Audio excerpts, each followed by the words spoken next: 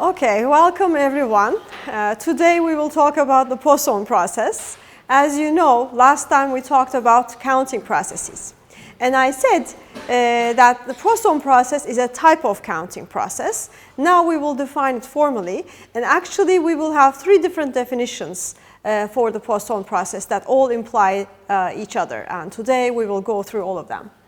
The first definition of the Poisson process that we will use is that it's a counting process is called a Poisson process if the times between arrivals are independent, identically distributed exponential random variables.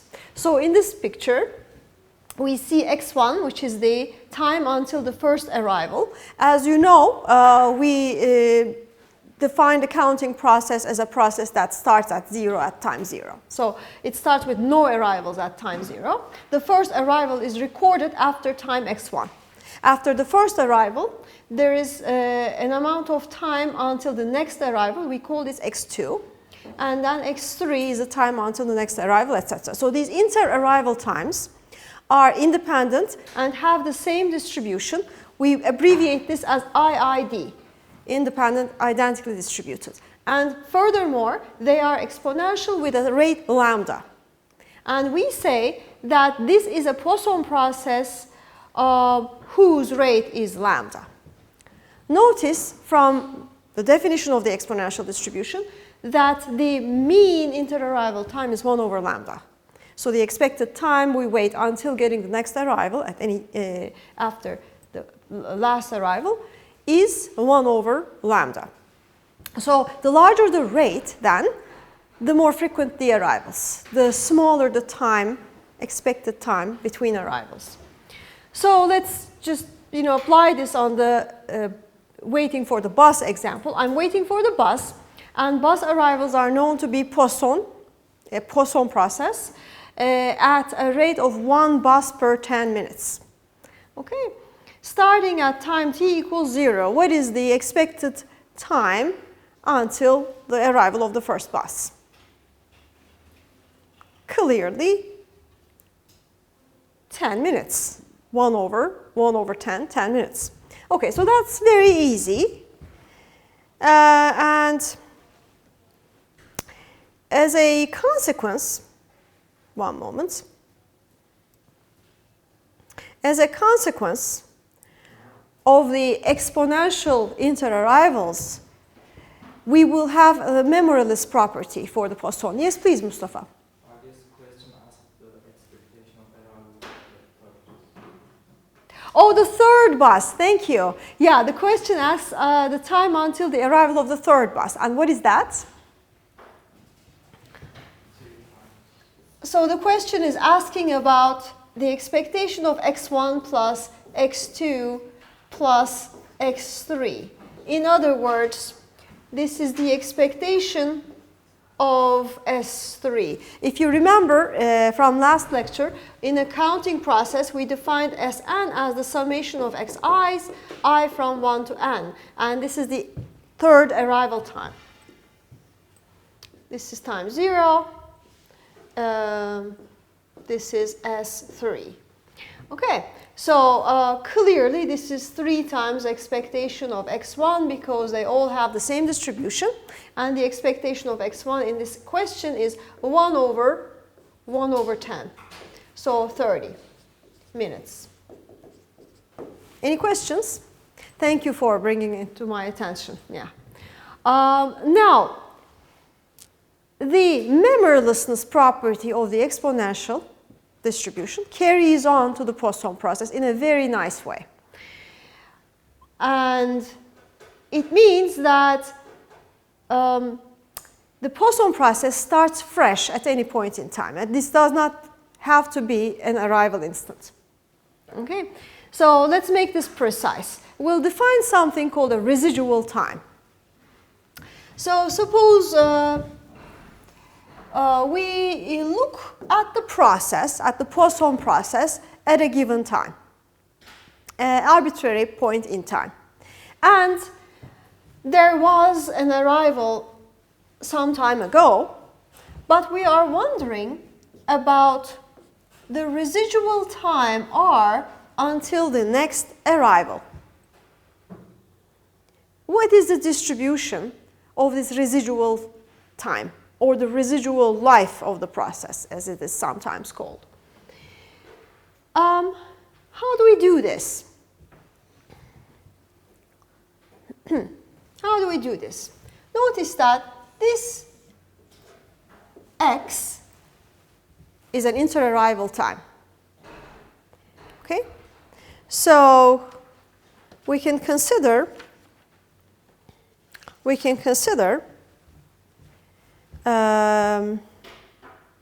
the, you know, if for example there has been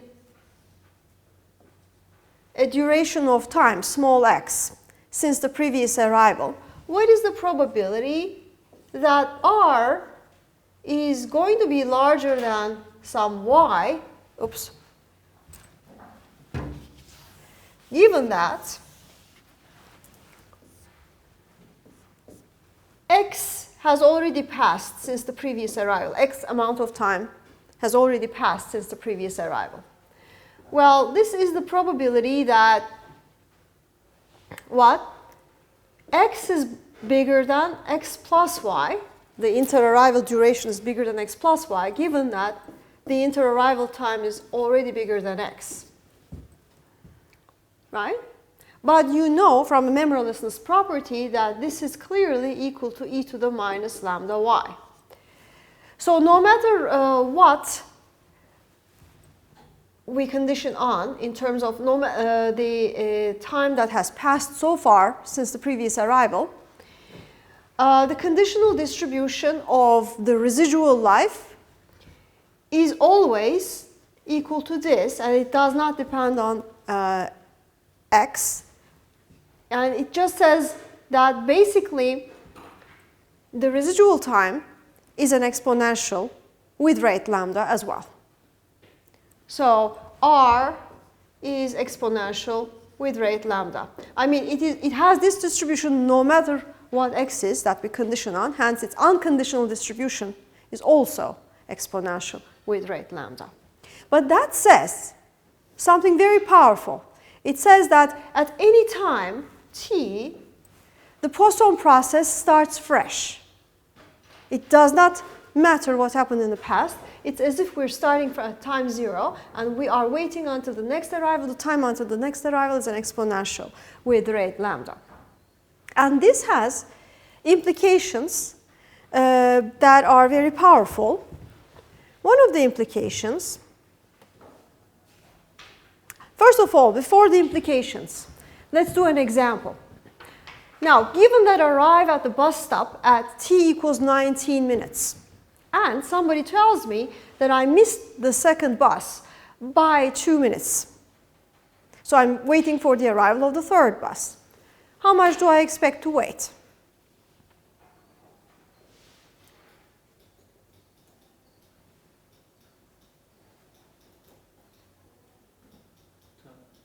Minutes. The expected waiting time is 10 minutes by this argument. Because when I arrive, it's just like the start of time for the Poisson process. Doesn't matter how long it's been since the previous arrival. So as a consequence of this fresh start property, one can see that the numbers of arrivals between any two disjoint intervals are independent, and also they have the same distribution. Okay? Clearly, because at any time, the process starts over. So if you look at the time interval from T1 to T2, and a time interval from T3 to T4, and consider the number of arrivals here. What is the number of arrivals in our counting process notation? N of T2 minus N of T1. This is the number of arrivals in the interval T1 up to T2. And consider the number of arrivals up to, from T3 up to T4. N of T4 minus N of T3. Now, the number of arrivals here is clearly independent of the number of arrivals there. because at point T3, the process starts fresh. And the number of arrivals here depends on the duration of this interval. Now, if it happens that the duration of this interval is the same as the duration of that interval, then the distribution of the number of arrivals in each interval is going to be exactly the same. I'm just doing a hand-wavy argument for this. You can do a rigorous argument without a problem, but it would just take longer. I think it is pretty clear intuitively. And in fact, all of these will be following shortly in different arguments. But anyway, so I want to first define for you that these two properties that the Poisson process inherently has and other stochastic processes may also have. Okay. The first property is the independent increments property. A counting process is said to have independent increments if for any two non-overlapping interval, the number of arrivals in the first interval is independent of the number of arrivals in the second interval. Of course, if they're overlapping intervals, we cannot say this. Okay, independent increments. The second property is called the stationary increments property. A counting process is said to have stationary increments if the number of arrivals in any time interval depends only on the length of the interval and not on the location of the interval. Okay, so that is, for any tau, the distribution of the number of arrivals from t up to t plus tau, which is n of t plus tau minus n of t, does not depend on t. It only depends on tau. It only depends on the size of the interval, not on the location of the interval. Clearly then, we can take t to 0, and that would be the beginning of the time interval. And n of t plus tau minus n of t has the same distribution as n of tau minus n of 0, which, since n of 0 is 0, is shortly n of tau. So basically, what does the stationary increments property tell us?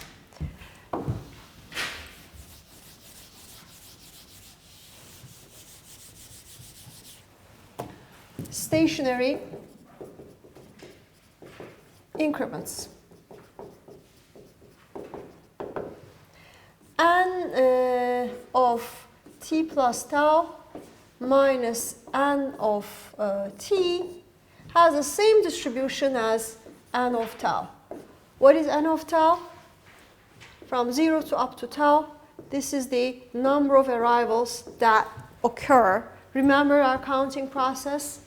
Up to tau, we have a number of arrivals, and this is n of tau. So now if you go to some other duration, let me do this properly. If you go to some other duration, other interval from t up to t plus tau, of course, I'm going to have some arrivals, right? But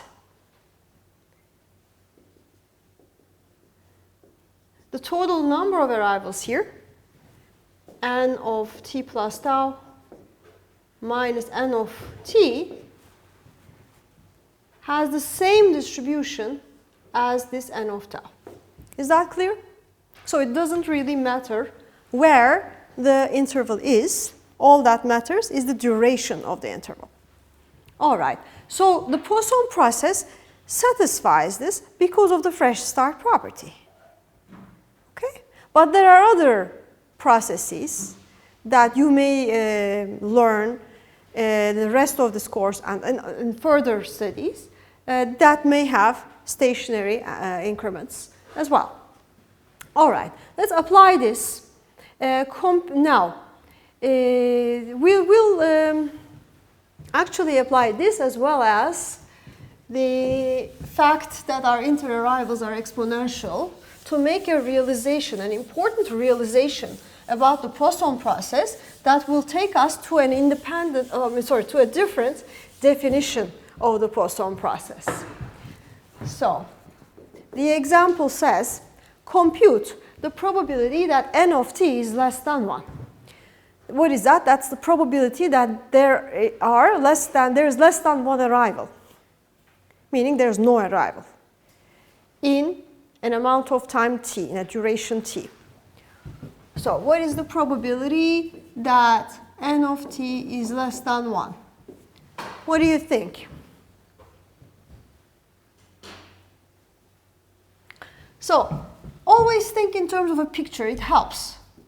This is t, and I want n of t, meaning the number of arrivals by time t, to be less than 1, meaning what? There is no arrival up to time t, including time t. So that means, equivalently, the first arrival is going to happen after t. Right? So I can write this probability in terms of the arrival time of the first arrival. What is that? This is equal to the probability that the first inter-arrival time is bigger than t. You see this? Because last time, if you remember, we did many of these equalities, right? And you know what this is, right? Since x1 is exponential, this is e to the minus lambda t. All right, so that's easy. Now, the example says, compute the probability that n of t plus delta minus n of t is less than 1. There's a typo here. No, it's not. There's no. Yeah, there's no typo. The probability that n of t plus delta minus n of t is less than 1, meaning less than 1 arrival in an interval of size delta. Let's write this down. Probability that n of t plus delta minus n of t is less than 1. So now this is an interval of what, size delta? And what is the result then? Because of the stationary increment property, it's basically the same as the probability that n of delta is less than 1, right? Because only the duration of the interval matters. So, and that is e to the minus lambda delta. Any problem? Everything's clear so far, I hope. So now the question asks,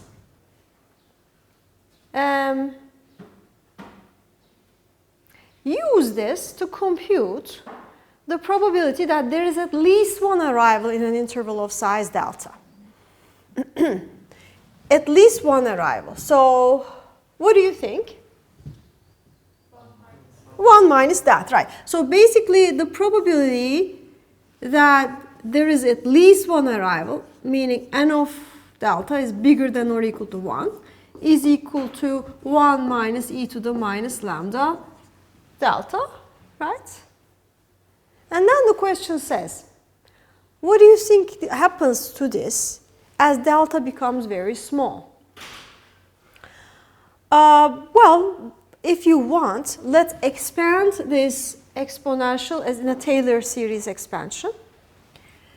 What is that? This is going to be 1 minus lambda delta plus lambda squared delta squared over 2 minus third order term, etc.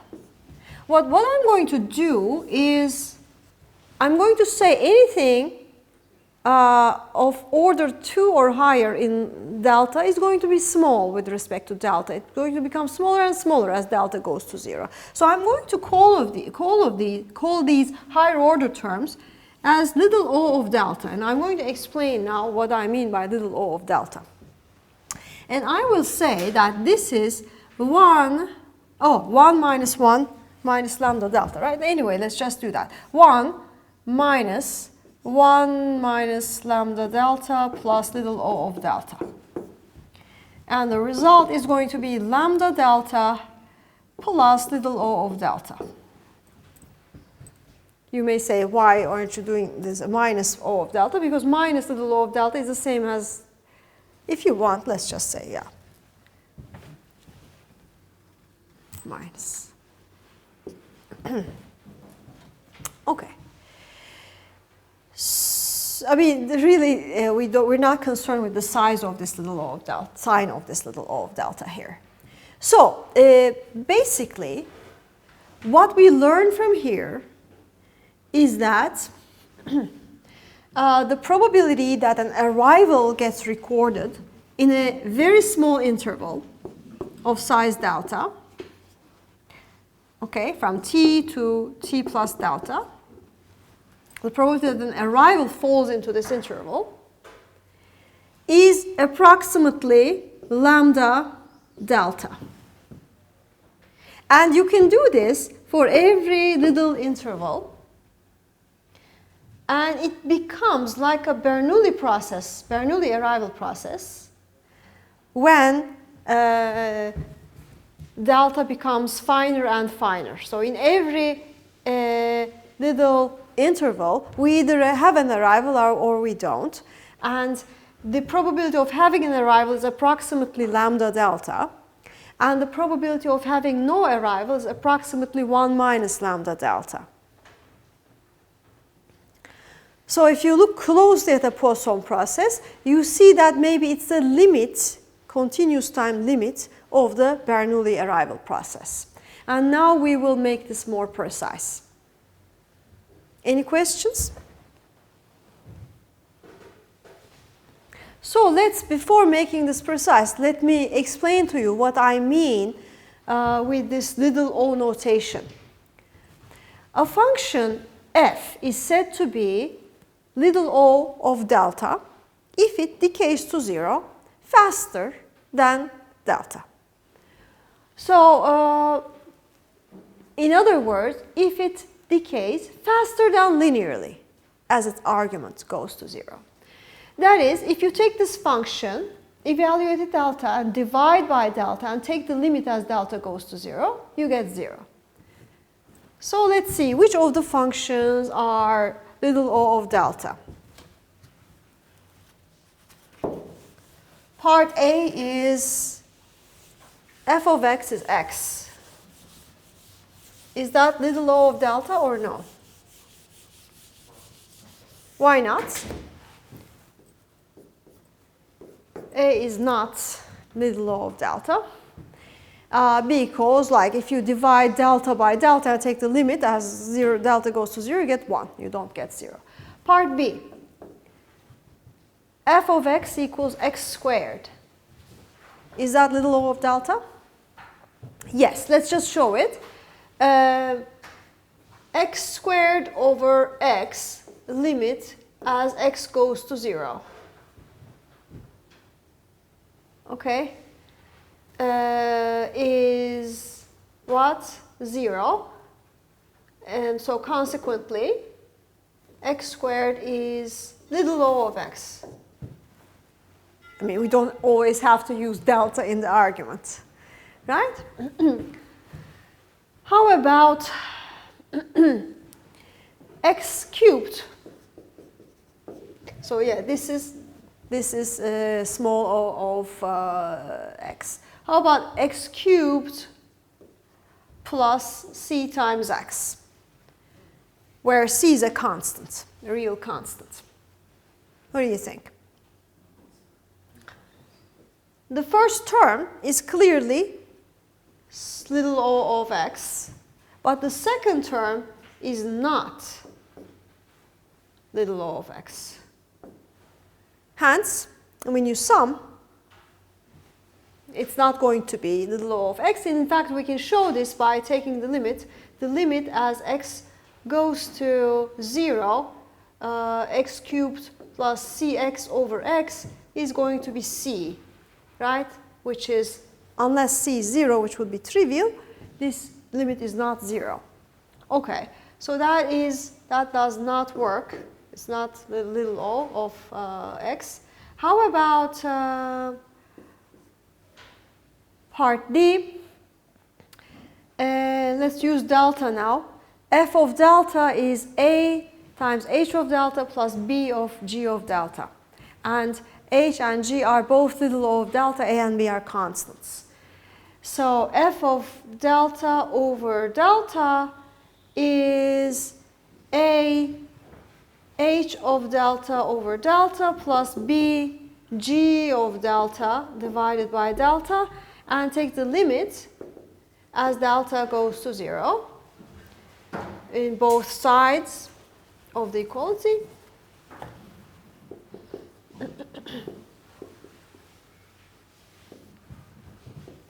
Okay, and we find that they're both 0.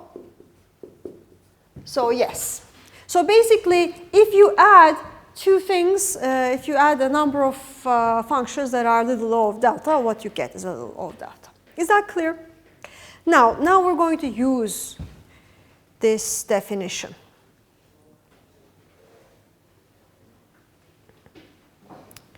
Now, we will use all of these observations about the baby Bernoulli arrivals, about stationary and independent increments, the little o notation, to make an alternative definition of the Poisson process. And I'm saying it is an alternative definition because I know the two definitions are equivalent. I'm not going to prove at the moment that they're equivalent. I will just ask you to first understand this definition, and then we will prove some equivalences. Let's call this definition 2 of the Poisson process. And I will also refer to this as the baby Bernoulli definition. A counting process, n of t, is said to be a Poisson process with rate lambda if it starts at 0, if it has stationary increments and independent increments, and it also satisfies the following. The probability that in an interval of size delta there is one arrival is lambda delta plus little o of delta. Okay? The probability that there are 2 or more arrivals is little o of delta. So the probability of 2 or more arrivals gets negligible with respect to the size of the interval as the interval size shrinks, and the probability that there is one arrival becomes approximately lambda times the size of the interval, so proportional to the size of the interval. The probability that there's no arrival is then 1 minus lambda delta. Okay. Now this is an equivalent definition of the Poisson process, and we will use this definition now to discover the statistics of n of t, really. We will use it to discover that n of t, the number of arrivals in any given interval of size t, is Poisson distributed. And that is why the name of the process is the Poisson process. We will do this through writing the distribution of the number of arrivals in a large interval. We can do this. Not we will. We can do this. If you remember in module 1 of this course, you looked at the Bernoulli process in a long number of trials, a long sequence of Bernoulli trials, and trials, let's say. Let me just write down what I mean.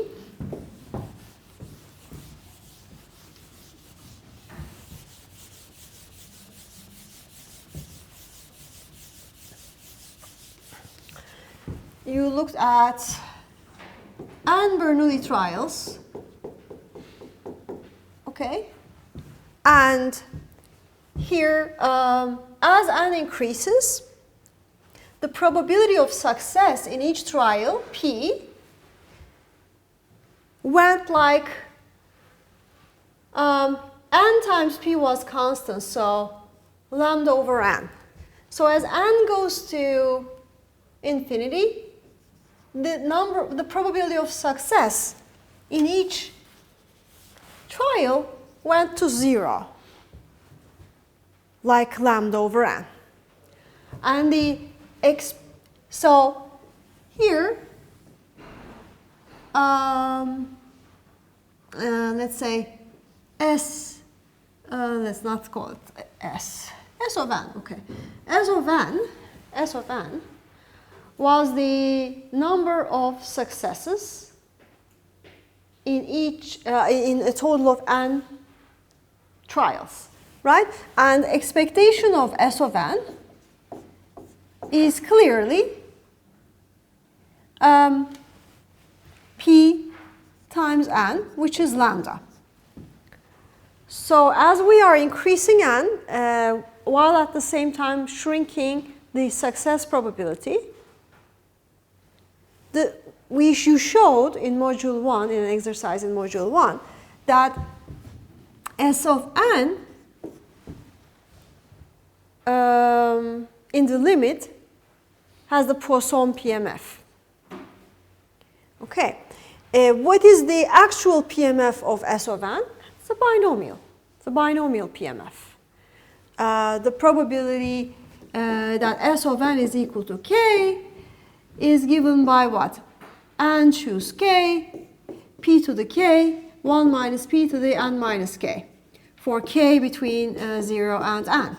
However, in the limit as n goes to infinity, this binomial distribution tends to a Poisson distribution, such that we say that the probability that the number of successes is k is approximately what? Lambda to the k e to the minus lambda over k factorial. Approximately. This is the Poisson approximation of the binomial. Now we could do this starting from the baby Bernoulli arrivals. Remember, in each interval of size delta we have either an arrival with probability lambda delta or no arrival. So the probability that n of delta is 1 is lambda delta plus O of delta, or no arrival with probability 1 minus lambda, 1 minus this. And we could do the Poisson approximation and show that over an interval of time of size t, n of t is going to be Poisson with mean lambda times t. Or I'm going to alternatively use a simple differential equation to show the same thing.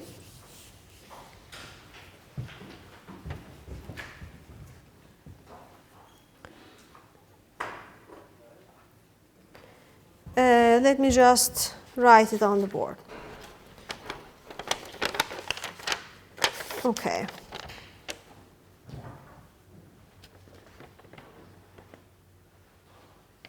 Okay, so let me recap. What am I trying to find? I'm trying to find the distribution of n of t, the number of arrivals in a time period t. Okay, what do I know? I have definition 2 of the Poisson process. What does definition 2 say? It says that arrivals occur in a baby Bernoulli fashion, meaning in every arrival, in every little interval of size delta, the probability that there is one arrival is lambda delta plus little o of delta. The probability of no arrival is order delta 1 minus that, and the probability that there's 2 or more arrivals is little o of delta. So I'm going to define the moment generating function of n of t. It's g of t be the moment generating function of e of n of t. How can I find that? By taking the expectation of e to the minus s n of t. Okay? For s bigger than 0. It doesn't have to be a moment generating function. Let's just define g of t as this expectation, e to the negative s n of t. Okay? Now I can compute g of t plus delta.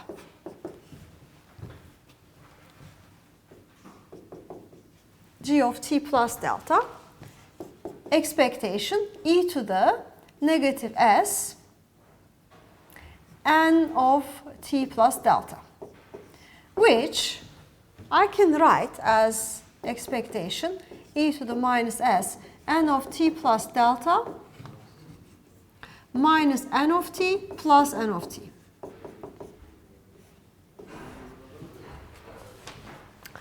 And then I can split this into the product of two exponential terms. Expectation of e to the minus s n of t plus delta minus n of t times e to the minus s n of t. Do you have any suggestions to me about what to do next? For example, this I can summarize as something else. What is that? N of delta. Right. Do you have any other suggestions? Maybe before I summarize that as n of delta, before I do that, I can do one more step. I can use the independent increments property. This increment, it's here, n of t plus delta minus n of t. It's here, and it does not overlap with this increment, right? So they are disjoint intervals. This means that they are independent. The number of arrivals in disjoint intervals are independent. So I can break the expectation of the product into product of the expectations. Let me do that.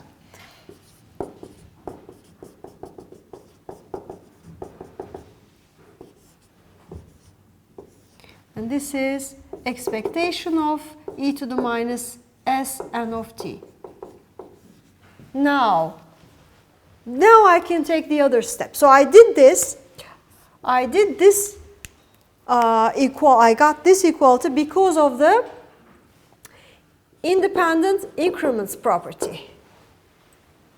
Now I will express this as n of delta, as we discussed, by the stationary increments property. Okay, so I'm going to have expectation of e to the minus s n of delta multiplied by expectation of e to the minus s n of t. But this thing already is defined as g of what? G of t. What is this? This is g of delta.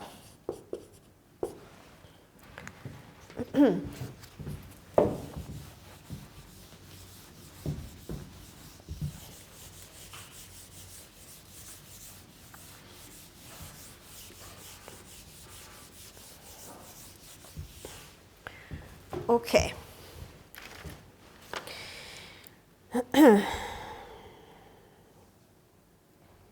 So what have I found? I've shown that g of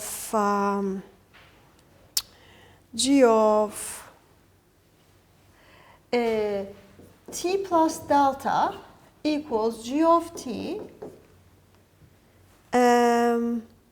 multiplied by the expectation of e to the minus s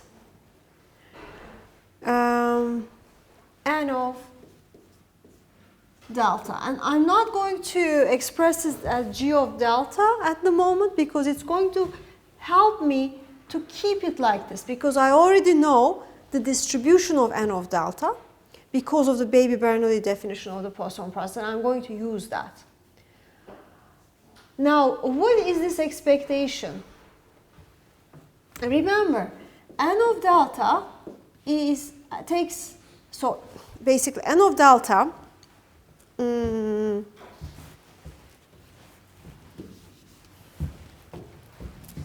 I can condition on the values of n of delta to compute the expectation. N of delta is either 0, 1, or bigger than or equal to 2, right? It's 0 with, can you see it here? I will rewrite it.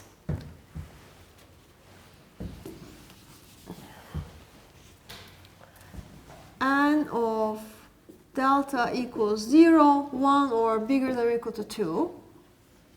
0 with probability lambda delta. Oh, this is still not visible, huh? Is it visible? This part? Lambda delta plus little o of delta. Huh? Oh, yes, yes, yes, thank you.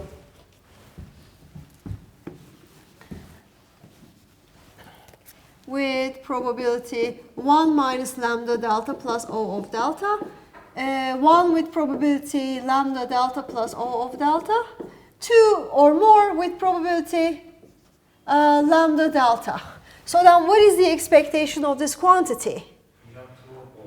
Huh? Oh, thank you. Little o of delta. Thank you for being careful.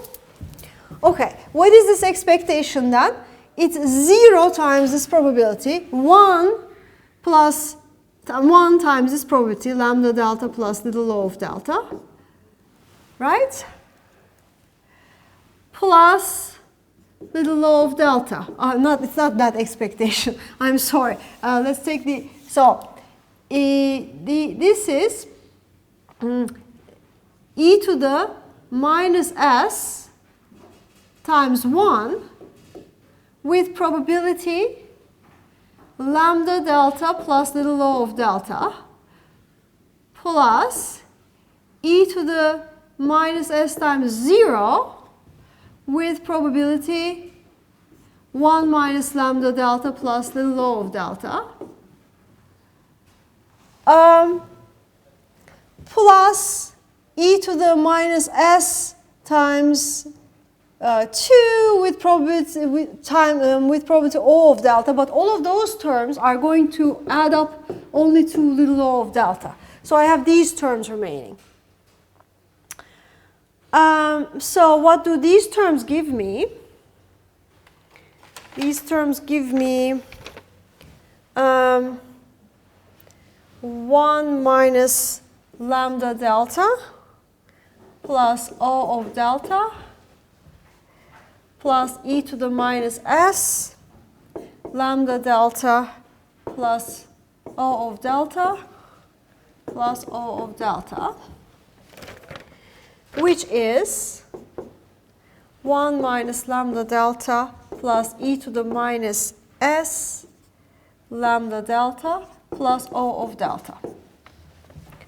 Hence, if I go back to this, I find that g of t plus delta minus g of t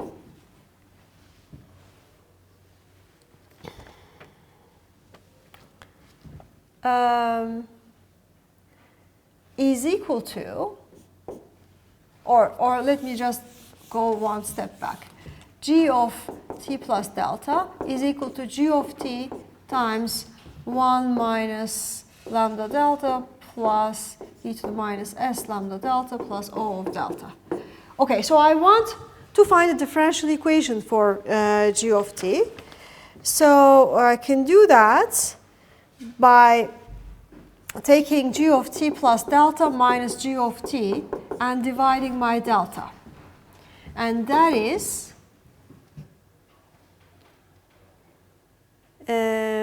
equal to g of t times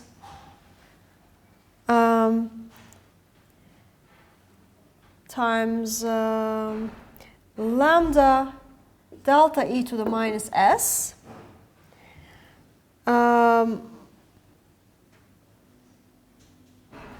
right, minus lambda delta plus O of delta. Okay? Divided by delta. In other words, collect terms together, g of t times lambda e to the minus s minus lambda, or write like this, lambda e to the minus s minus 1, okay, plus O of delta over delta. Now let's take the limit as delta goes to 0 in both sides.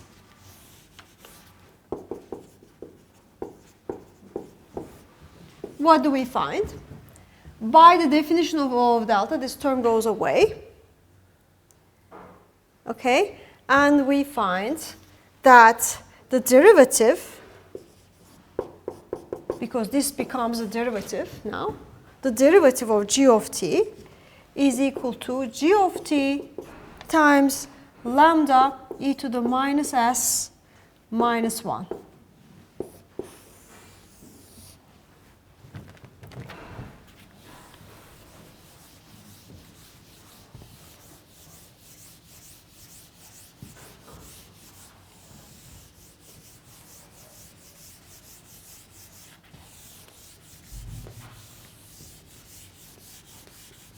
Now, from that,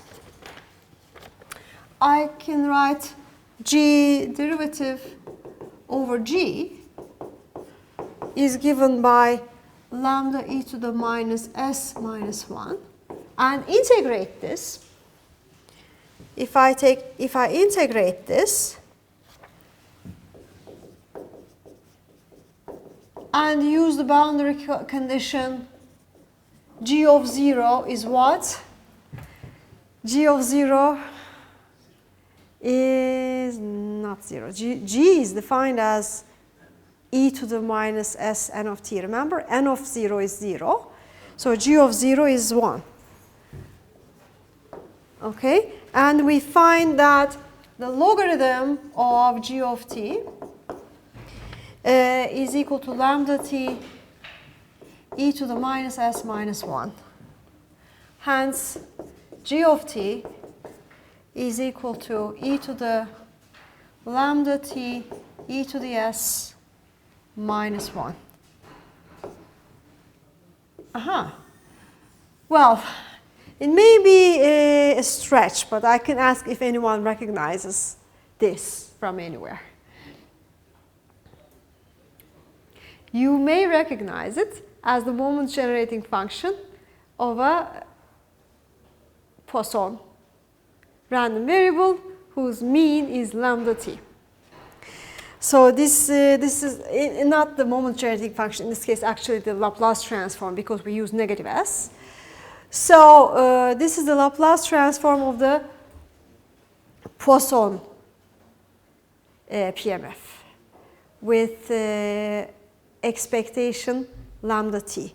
So this shows to us, since there's a unique one-to-one correspondence between PMFs and moment generating functions, that n of t is Poisson with mean lambda t. So we have essentially shown that in any interval of size t, in the Poisson process, the number of arrivals, n of t, that fall into this interval has the Poisson distribution. We did this starting from definition 2 of the process, which was the Baby-Bernoulli definition. Okay. And this is why the process is called the Poisson process. And in the next lecture, we will understand this better, and we will come up with a third definition of the process, which implies the other two. Okay, I'll see you in the next lecture.